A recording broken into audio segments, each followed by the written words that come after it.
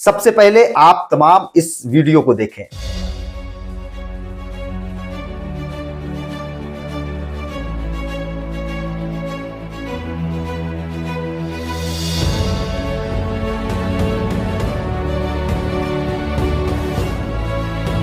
अब मैं आप तमाम लोगों से एक सवाल करना चाहता हूं कि क्या उत्तर प्रदेश में कोई ऐसा लीडर रहा है जिसके लिए वक्त के वजीर आला ने उसकी कुर्सियों को सीधी किया हो? मैं आपके जवाब का मुंतजिर नहीं हूं, क्योंकि मुझे मालूम है कि इस सवाल का वाजिब जवाब और माकूल जवाब नहीं मिलने वाला है। मैं आपसे सिर्फ ये अर्ज करने के लिए हाजिर हुआ हूं कि चाहे आप उत्तर प्रदेश के हों, चाहे आप बिहार के हों, चाहे आप महाराष्ट्र के हों, चाहे आप बंगाल के हों, आप अगर चाहेंगे अपनी थोड़ी सी सियासी हिकमत अमली लगाएंगे तो इंशाअल्लाह ताला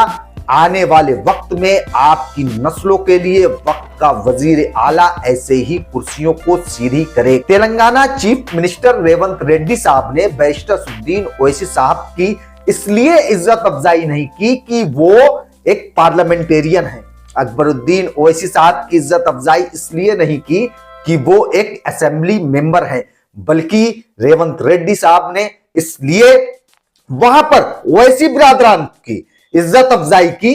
क्योंकि हैदराबाद में एआईएमआईएम ने एक सियासी कुव्वत और पावर को अख्तियार किया हुआ है।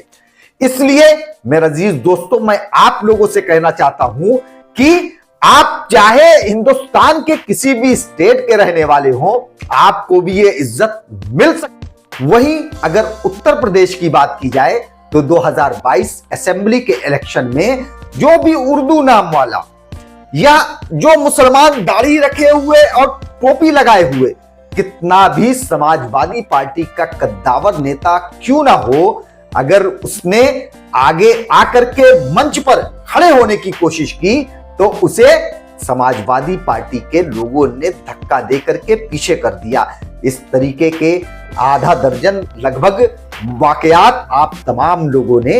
देखे होंगे। अब आप देखिए कि एक उत्तर प्रदेश स्टेट जहां पर समाजवादी पार्टी को मुसलमानों ने सिर्फ वोट ही नहीं दिया बल्कि अपने खून और पसीने से सींचा, और वहां मुस्लिम नेताओं की जरा भी इज्जत और कद्र नहीं है। वहीं देखिए कि तेलंगाना में 7 सीट वहां पर एआईएमआईएम पार्टी की है, मगर उसके बाद वहां पर सरकार किसी की भी हो, मगर एमआईएम की हिकमत अमली से वहां पर मुस्लिम समाज के लिए सरकार के जरिए से उनके सारे हक हुकूक उनकी चौखट तक पहुंचाए जाते हैं। मैं इस वीडियो के जरिए से आप तमाम लोगों को अदबन जहन नशी करना चाहता हूं कि हमारे मुल्क को आजाद हुए 75 साल से ज्यादा वक्त गुजर गए, और जब जनसंघ हुआ करती थी तब भी हमारे बुजुर्गों ने सिर्फ जनसंघ को हराने के लिए वोट दिया। जब जनता पार्टी हुई तो हमारे बुजुर्गों ने अपने वोट का इस्तेमाल जनता पार्टी को हराने के लिए किया। जब भारतीय जनता पार्टी के पास सिर्फ 2 सांसद हुआ करते थे तो भी हम तमाम लोगों ने बीजेपी को हराने के नाम पर वोट दिया, और जब बीजेपी ने पूरे मुल्क को अपनी मुट्ठियों में भींच लिया तो भी हम सिर्फ भारतीय जनता पार्टी को हराने के लिए ही वोट किया।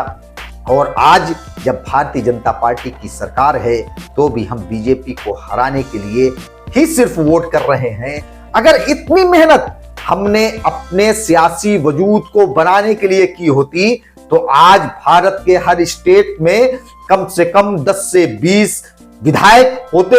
जो उस स्टेट के आपके समाज की तर्जुमानी करते होते, और इस मुल्क के पार्लियामेंट में 25 से 50 सांसद होते तो यकीन करिएगा कि आपके खिलाफ कोई भी बिल पार्लियामेंट के अंदर पास नहीं हो पाती। और आखिर में मैं आप तमाम लोगों से दरख्वास्त करना चाहता हूं कि बराए मेहरबानी अब जो हमने 75 सालों के दरमियान में किया उसका हमें कोई फायदा नहीं मिल पाया, और इसलिए हम तमाम अपनी स्ट्रेटजी, अपनी पॉलिसी, अपने एजेंडे को बदलते हुए क़यादत को वोट दें। वाको दवाना ले।